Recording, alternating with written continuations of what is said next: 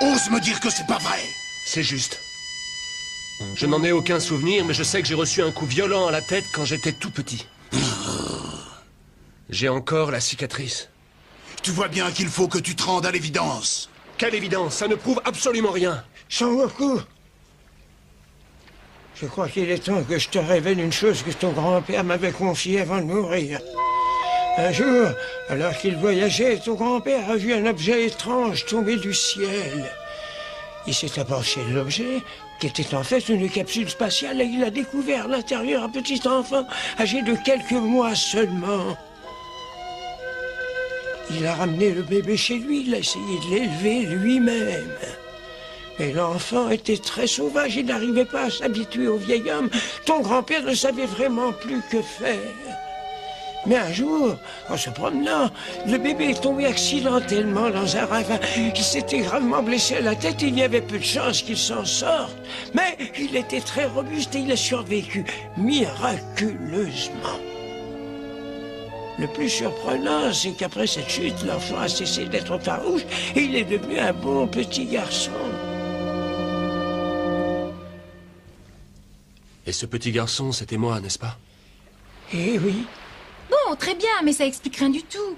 Je ne vois toujours pas quel pourrait être le lien entre Son Goku et cet homme. Bon, et maintenant je veux savoir qui tu es. D'où est-ce que tu viens et qu'est-ce que tu veux? Décidément, je crois qu'il n'y a vraiment rien à faire. Cette chute t'a fait oublier tout ton passé. Mais ce n'est pas grave, je pourrais te rafraîchir la mémoire. En attendant, écoute-moi bien. Que tu le veuilles ou non, il va falloir que tu travailles durement pour nous. Ça va, Krillin? Tu n'es pas blessé? Non, ça va, j'ai juste une bosse. Méfie-toi de lui, Sangoku, il est dangereux.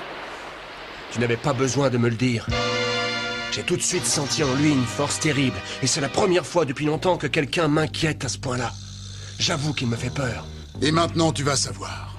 Tu n'appartiens pas à l'espèce humaine. Tu viens d'une autre planète. Il faut que tu saches que tu es né sur la planète Vegeta. Et tu appartiens à l'un des peuples les plus puissants qui ait jamais existé. Les guerriers de l'espace. Les guerriers de l'espace?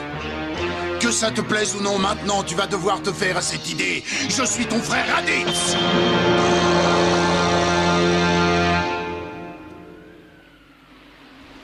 Oh, dis-moi, c'est pas possible. Cet homme n'est pas ton frère. Il ment, n'est-ce pas, Son Goku?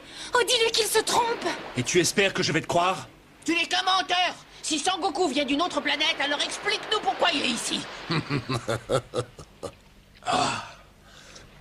Je vais tout vous expliquer. Son Goku est venu en visiteur. Il a été envoyé sur la Terre pour remplir une mission. Il avait reçu l'ordre de détruire l'espèce humaine. Je ne te crois pas. Nous sommes un peuple de guerriers fiers et courageux, et notre seul but est de conquérir sans fin.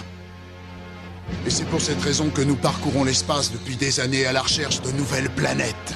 Lorsque nous en découvrons une qui soit habitable, nous passons à l'action. Nous éliminons tous les habitants, et quand nous l'avons nettoyée, nous la vendons plus offrant. Quand nous avons affaire à des espèces particulièrement coriaces, nous envoyons des guerriers adultes pour se battre. Mais quand les habitants d'une planète nous paraissent plutôt inoffensifs, nous préférons envoyer des tout petits bébés.